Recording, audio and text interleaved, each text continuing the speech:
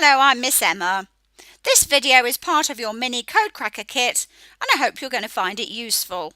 If you've got any questions, email me info@readaustralia.com, but just about everything you need is on wiringbrains.com. And do look at sspreaders.com for your coded readers. To start off with, we're focusing on phonemic awareness, which is not phonics, and actually SSP isn't a phonics program either. Phonemic awareness is the ability to isolate speech sounds and spoken words, to segment them, that's order them, manipulate and blend them. If you have a child in preschool, do not underestimate the power of phonemic awareness. Phonemic awareness is the only thing that children need to be able to read and spell. It's the most powerful predictor of reading success and failure that there is out of everything, out of parental involvement, socioeconomic area, intelligence, everything. It's phonemic awareness. So what you see in front of you here, the ability to isolate speech sounds, etc., this is crucial. Do not rush past this stage to get to the print, to get to the letter sounds. If you have an older student who's struggling, this is why they are struggling. Even if they're struggling with reading comprehension, it will actually come down to phonemic awareness. They need more work in this area. Now, when children are using SSP in prep, they spend the first week at least, usually about 2 weeks, developing oral language, checking which children have got good oral language, and phonemic awareness. And research shows that actually up to around 20 hours of phonemic awareness training is really, really important before the children even start to look at print. Because for a lot of the children, starting to look at print, starting to look at letters and words on paper can be visually disruptive. It's too much information and it's confusing for a lot of children. SSP is about simplifying everything. So if you follow SSP as intended, you'll make life very, very simple for yourself and your child because they'll enjoy what they're doing. Why? Because they can do it. They'll find it easy. The written word will actually become their friend. It'll become a comfort. They'll read for pleasure. And that's the aim of SSP. It's helping children learn to read for pleasure, not to go up another level. This one is a ow. What's the word? Ow. Cow. Let's have a look. Moo. It's a cow. Look at that. So when you're at home, play what's underneath the hat. You just need to get a hat, any hat, and play what's underneath the hat. And you've got to do it in speech sounds. And you saw I used my duck hands. Let me find my duck puppet. Your hand as a beak, and you're going to show the speech sounds. So the speech sound duck would go e or o. Hello. What about if the duck was to say the word spin? Whoa! What would he do? He'd go sp, spin. Watch. Sp, spin. So you're going to use your duck hand. See if you can hear the word and see what I'm going to show you. So I'm going to use my duck hands. I've got a og. Og. I've got a frog. Look. Og. Think how powerful this is. The children in front of you can actually see, as you're doing the with your duck hands, they're actually seeing where that would sit in the air if you were to be spelling the word in the air. Og, frog. You can ask them, if you do the lines and numbers, where does the sit? Where does the o sound sit? So they're understanding spelling, true spelling, that's encoding, without having to memorize anything. They're really understanding what spelling is before we've even looked at the print. When you've been doing this for a few days, it doesn't take long. When you've been doing this, think how easy it is when we're saying to the children, you know, when we were spelling the word frog using our duck hands, f, o, g. If I was to take a picture of that sound, that speech sound, f, if I was to close my eyes and take a picture of it with the magic speech sound camera, I wonder what it might look like. And that's when you introduce the letters, because you could introduce the letter F to say this is one of the pictures of the speech sound f. The king has actually created lots of pictures for that sound, but in this word, this is the picture for f. And this is why SSP is so effective for every brain. It fits together. The children are working it out. Every connection is made. You're setting exactly the right conditions for every brain to make the connections and to understand how to code. You're also rewiring the brains that need rewiring to ensure they have phonemic awareness. That's that listening for those sounds in the first place. You're going to think every time I change the sound, I'm going to use a new duck hand. So even though I might say frog, when I go I'm changing the sound. So in our duck hands, we're not going to go frog, we're going to go change, change, change, g. And parents, whoever's watching, I'm in front of you and I'm doing it that side to that side so that you can see it left to right. So if you're working with children, make sure you're doing it that way around. G, frog. So we're just listening for the sounds. And parents, you might do a word at the end of a sentence. So you might say, let's go and get in the car. Car. So if they don't hear it straight away, just say what the word is. Let's go and get in the car. Car. And what will happen is the more that you do it, they'll say it before you do. Let's go and get in the car. We're going to struggle to get in this one, aren't we?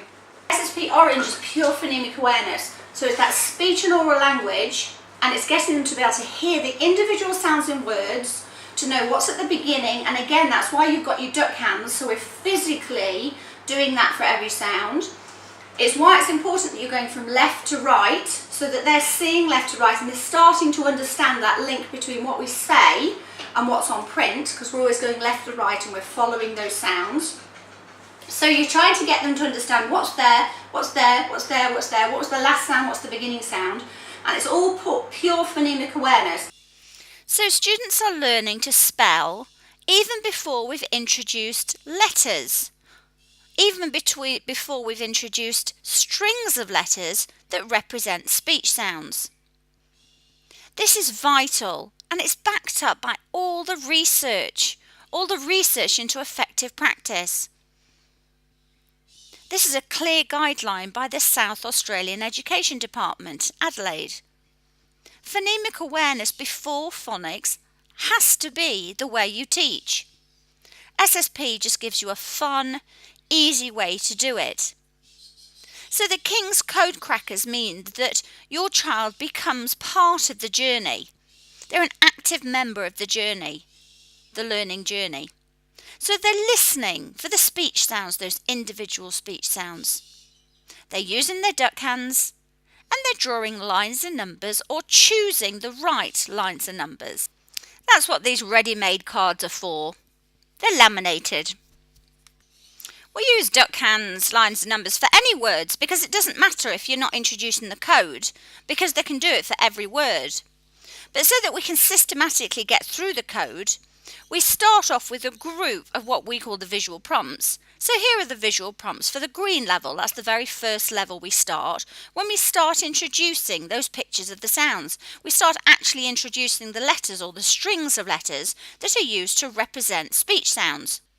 We want them to do that as quickly as possible because we want them to be able to read anything they want to read so that they can read for pleasure. So I want you to think of reading, I want you to think of text as just talking on paper. The children have to understand how our speech is represented in a form that means that everybody can read it and understand what the writer meant. On a basic level, this is coding. You can't comprehend something unless you can code it, because if you don't know what that word is, you can't start to investigate what it means.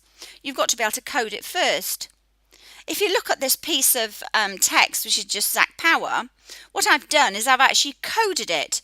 So it's coded according to the letters or the letter strings that are used to represent the speech sounds. Aim, shades, aim. And then the punctuation shows us as readers how we need to read it. So the writer has coded what he wants to say into words and then used punctuation to tell us how to read those words. There's a lot involved, but at the very base level, that's your coding, which is the first thing you're going to be teaching your child once you've checked that they have got phonemic awareness and once we've ensured that they can hear those speech sounds in words, order them, so that they understand what this is all about. Otherwise, it's just about memorizing and guesswork, and the child doesn't really understand what they're doing. So if I'm reading, what I'm actually doing is this. The word is name. The word is name. Shades. Shades. And then in brackets. Speak. I or e. Advanced. De it. Ek. Sh. And. Ex. All. Sp. I. Ad. System, secret highly advanced detection and external spy pad system. Now if you know anything about phonics, you'll know what I did just then was not use phonics, because otherwise I'd have been very limited in how I was able to look at those letter strings and code it. And what you'll also learn is how to use something called paired speedy decoding, and it also improves the ability for the brain to use something we called SSP fast mapping. But for this stage, what I want you to realize is how important it is, first of all, that the children can hear those words, hear the speech sounds, because what they're going to have to be able to do for reading and spelling is to link those speech sounds with their representations on paper. It might sound complicated, but the brain is set up for it. It's set up for oral language, and by using SSP, we help the brain to link that oral language, the speech, the pronunciation, with how we represent it on paper. Oral language may be natural, but using SSP, the written code can be much more natural as well. So even in the green level, before introducing those letter sounds, we're getting the children to look at these, a set of visual prompts, because every single one of these is associated with a word that can be spelt or read using the sounds s, a, t, p, I, n. And not just any s, a, t, p, I, n, but one of them. You might think of them according to their letter names. S, A, T, P, I, N. But they're just letter names and aren't important. Letter names will be important later on, round about the end of the purple level, but just for a label. So for now, think of what is that a picture of? So if you see a letter, just say to the child, what could this be a picture of? What speech sound? So let your eyes find the right visual prompt. Ant, ant. Sip, sip. Snap, snap. Pan, pan. Nip, nip. Spin. Snip, snip. Knit, knits. Tin, it, s. P, I, p, s. Spits, pips.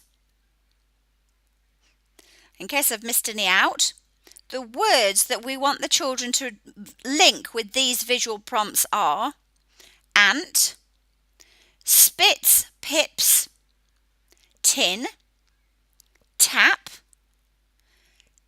pin, spins, pants, spin, the cat is actually spinning normally, sip, snip, snap, tan, the turtle is getting a tan, knits, nap, pan, the bacon's running in the pan, nip, and hopefully I haven't missed any out. So use them for duck cans. So you ask the child, ant, can you give me duck cans for ant? And see if they can give you the duck cans. Ant, ant. And try and get them to do it from the left to the right.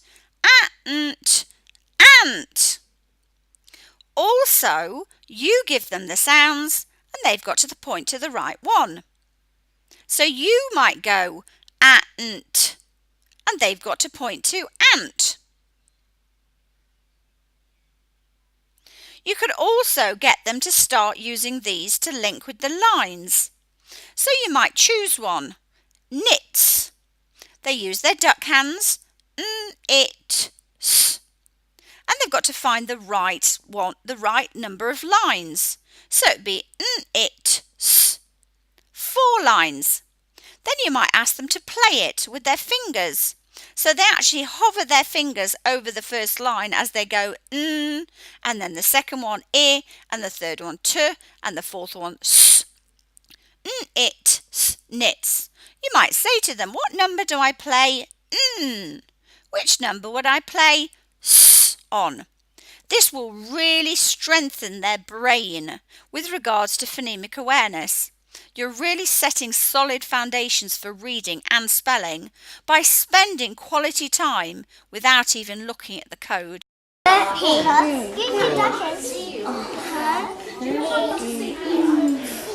So use your duck cans as often as you can to split the words. And you'll find that very often you're not sure how to split the words, and that's fine. And you're saying to your child or your class or whoever you're teaching is that you're going to work this out together, and if you're not sure, just ask me. As you start to work through, you'll want more and more information, whether it's about coded sight words, whether it's about the research behind SSP.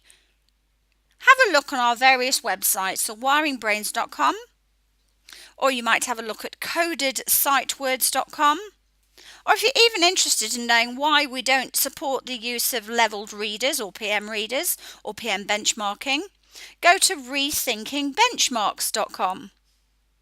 Everything is backed up by research, but it works, and that's the best way to see whether it's something you should be using.